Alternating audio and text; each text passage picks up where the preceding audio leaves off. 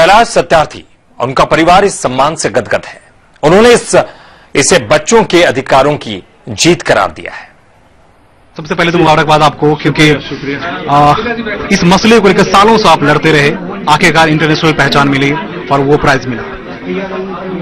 जी, ये मेरी तो क्या पहचान है, इस मुद्दे की पहचान है।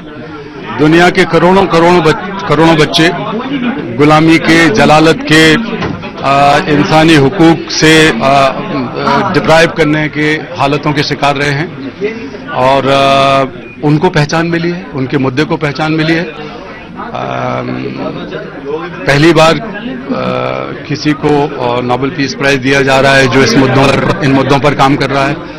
मुझे भारतीय होने पर भी बड़ा गर्व है।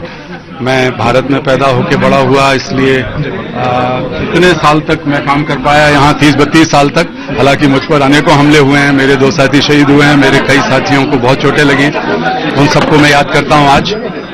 लेकिन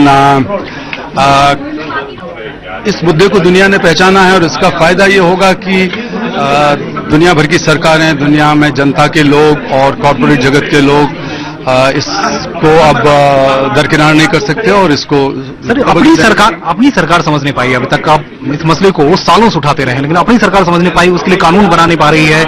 हजारों की संख्या में भी बच्चे जो हैं वो उस जगह पे काम कर रहे हैं जहां नहीं उनको काम करना चाहिए। ये तो आपको सरकार से पूछना चाहिए। अब लगता है कि क्या इसके बाद सरकार जगेगी? मुझे आशा, अभी आमोद खंड जी से बात हो रही थी, उनके साथ बहुत आशावान रहा हूं और अब भी आशावान हूं कि ये सरकार और दुनिया की सरकारें सुनेंगी, क्योंकि मैं एक आपको शेर याद करता हूं कि वतन की रेत मुझे एड़ियां रगड़ने दे, मुझे यकीन है कि पानी यहीं से निकलेगा। तो आपने पानी निकाल दिया यहाँ निकलेगा, अभी कहां निकला है। कैलाश सत्यार्थी की इस कामयाबी पर पूरे देश को नाज है। बाल मजदूरी के खिलाफ काम करने वाले कैलाश सत्यार्थी की पत्नी का कहना है कि ये मुहिम और तेज होगी। इस वक्त हमारे साथ हैं सुमेरा जी। सुमेरा जी, बच्चों की आप भी इसी बीच में सवाल, क्योंकि शांति के लिए और इतने लंबे संघर्ष के बाद इसको किस तरह से आप देख रहे हैं? मैं क्या बताऊं कि किस तरह से देख रहे हैं। बस यही देख रहे हैं कि शांति पुरस्कार इतना बड़ा पुरस्कार है जो दुनिया में सब लोग, ज्यादातर मैं समझती हूँ पढ़े लिखे हर व्यक्ति को इसका नाम पता है। और इस पुरस्कार के मिलने के बाद जो हमारा मेन मकसद है, मुख्य हमारा जो उद्देश्य है, उसको सफल करने में हमें और ज्यादा सफलता मिलेगी, क्योंकि लोग समझते नहीं है इस चीज को। कितना ही समझा लें, कितने ही कानून बन जाएं, कितने ही कठोर से कठोर कानून हमारे हाथ में हैं, पर फिर भी बच्चे काम कर रहे हैं कहीं ना कहीं पे। हमारी अपनी दिल्ली में ही आप देख लो, इंटीरियर में कहीं भी चले जाओ, जो छोटे छोटे गाँव, सब जगह बहुत लाखों की संख्या में। चेहरे पे आज हंसी है।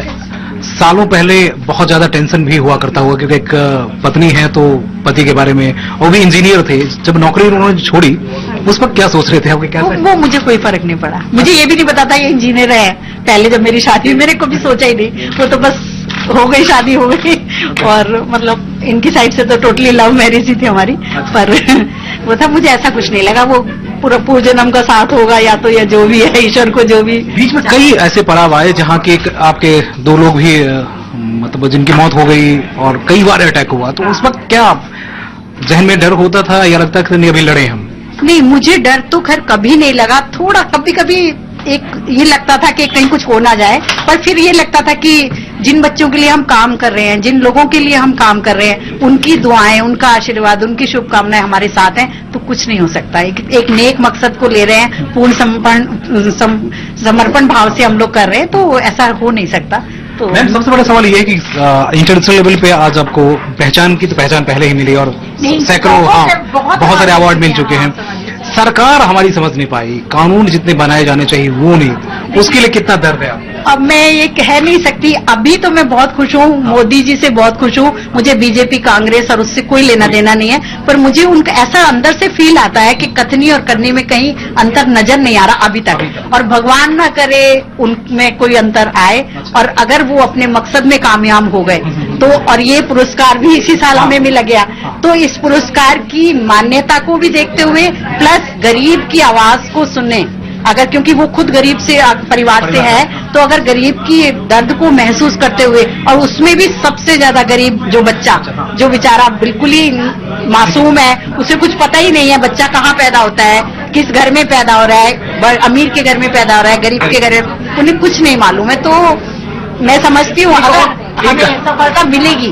क्योंकि अगर जन जागृति में इसमें जरूर। अच्छा, अब हाँ, एक बार यही सवाल मैं पूछने वाला था कि क्या अब जन जागृति, जैसे अब स्वच्छता अभियान की हम सफाई की बात कर रहे हैं, तो क्या ये भी एक मुद्दा है जो इस मसले, इस वक्त के बाद, इस समय जो है, इसके इस अवार्ड के बाद एक जन जागृति अभियान चलेगा? देखिए, जो मोदी जी अभी कर रहे हैं ना, हम लोग पहले से कर रहे हैं बाल मित्र गांव के नाम से गांव में। मैं आपको ये बता देती हूँ, पहले हम लोगों ने तो बच्चों पे फोकस करते हुए किया, उसमें हर बच्चों को चिन्हित करते हैं, फिर काम से हटा के स्कूल में डालते हैं, मैं जल्दी जल्दी बता रही हूँ, फिर उसकी पंचायत बनाते हैं, फिर उस पंचायत को मुख्य पंचायत मान्यता देती है। ये 4 हमारे डायरेक्ट एक्शन है। इनडायरेक्टली सरकारी जितनी भी योजना है, क्योंकि हमारे पास पैसा तो है नहीं, तो पैसे जो सरकारी मशीनरी का जो दुरुपयोग है उसको रोकने के लिए हम लोग जितनी भी सरकारी योजनाएं हैं उन योजनाओं को कार्यान्वित करते हैं। अंतिम सवाल आपसे कि पाकिस्तान हिंदुस्तान दोनों अभी लड़ाई मतलब जो हालत है उसे आप जानते हैं, हम भी जानते हैं, लेकिन दोनों को एक साथ शांति के लिए, तो ये भी एक बहुत बड़ा मसला है। बड़ी बात है, मैसेज ये बहुत बड़ा एक संदेश क्या है हम लोगों के लिए। तो हम भारतीय संस्कृति तो वसुधैव कुटुंबकम में विश्वास करती है, और मेरा भी यही पर्सनल मानना है। बच्चा बच्चा होता है, वो चाहे पाकिस्तान का हो चाहे भारत का, और हमारा आंदोलन वहाँ पे काम कर रहा है। और ये बहुत ही खुशी की बात है, जहाँ लड़ाई चल रही है वहाँ पे एक शांति का संदेश जा रहा है, और दोनों देशों को एक साथ जा रहा है, तो बहुत बड़ा एक मैसेज जाएगा पूरा वर्ल्ड वाइड।